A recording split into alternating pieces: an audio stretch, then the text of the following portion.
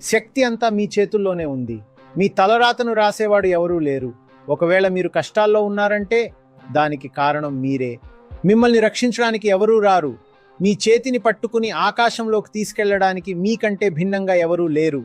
మీ బాధ్యత అనేది ఎంత ముఖ్యమైన పదం కదా. ఎక్కడైతే స్వేచ్ఛ గురించి మాట్లాడుకుంటామో అక్కడ ఈ పదం కూడా వచ్చేస్తుంది. అందుకే వేదాంతం అంటే చాలా మందికి నచ్చదు.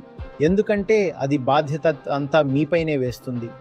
ఒకవేళ ఎంపిక మీ చేతుల్లోనే ఉంటే అప్పుడు బాధ్యత మీదే అవుతుంది కదా. బాధ్యత ఏదైనా దేవుడిదే కావాలని జనాలు కోరుకుంటారు. అయ్యో దేవుడా, నువ్వు ఇలా ఎందుకు చేశావు? దేవుడా, నన్ను దీవించు, ప్రసాదం ఇవ్వు, వరం ఇవ్వు అని అడుగుతారు.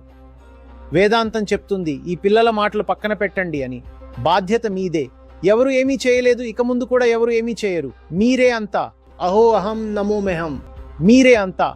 ఉన్నతమైనది మీరే, అలాగే నీచమైనది కూడా మీరే. ఎవరూ లేరు. ఏడవడం ఆపండి. వేరే వాళ్లపై ఆధారపడటం వదిలేయండి. ఎవరి ఆసరా అవసరం లేదు. మిమ్మల్ని గట్టెక్కించడానికి మీకంటే మించి ఏదీ లేదు.